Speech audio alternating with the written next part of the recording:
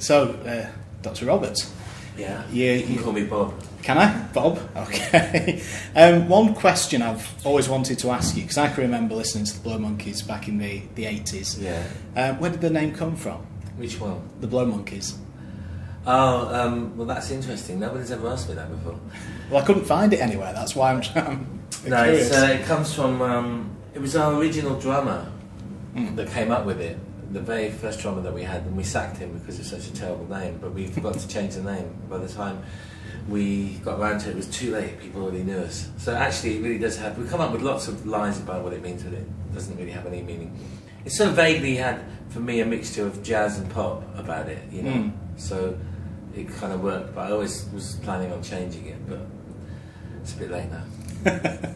So traditionally, your music carries a message with it. How difficult is it when you... I mean, it was your second album that really brought you to prominence, wasn't it, in the charts and commercial success. Yeah. How difficult was it to balance commercial pop music, if you like, with music that delivered a message as well?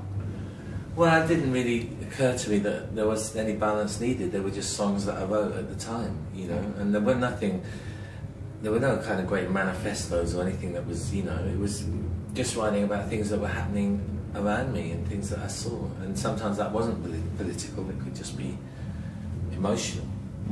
But that's tend to be what writers do, I think, is just write about what they see and what they know. So the band split up and then reformed. What brought about the decision to reform as a band? Well, it was a mixture of things. I had been doing my solo career and I'd done sort of 10 solo albums, and I fancied being in a band again, you know, and I just missed that. All our kids had sort of grown older, left home and got into that kind of... So it was the right time and everybody was up for it. It's the original 4 members of the group. And the main thing was to get together and make new music, you know, make new... So we've made 3 new albums in the last 5 years since we reformed. So it was very much about that, making a new start. Yeah. Well, the latest album, to me, sounds a lot more like your solo work than the music from the band from, say, albums like Animal Magic. Yeah. Is that the progression that the band as a whole has gone through over time, or is that your influence on the band as a whole?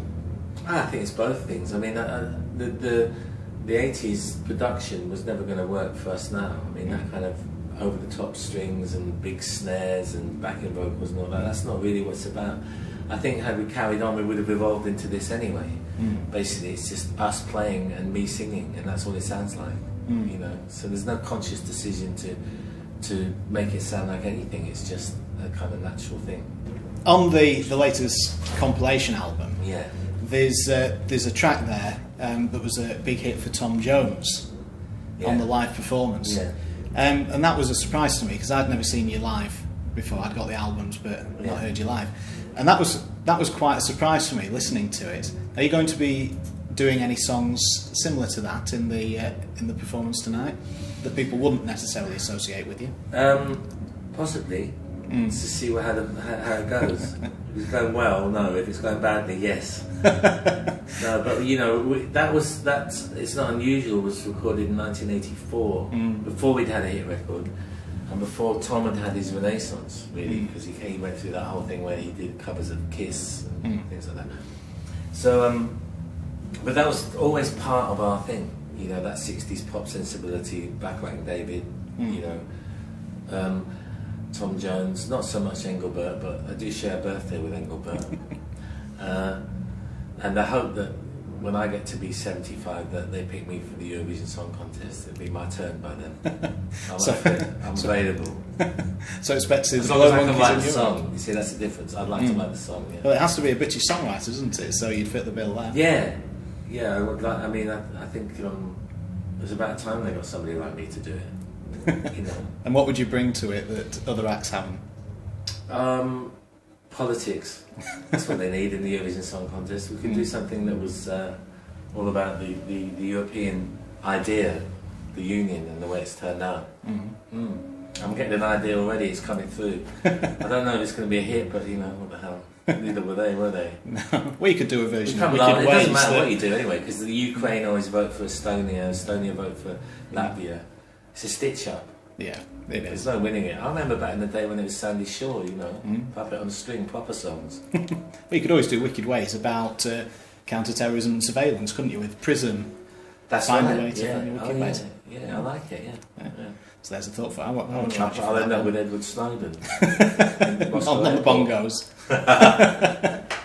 and just finally, when your audience come in tonight and you've played previous gigs, are you finding that it's your audience from the 80s, or are you developing a brand new fan base?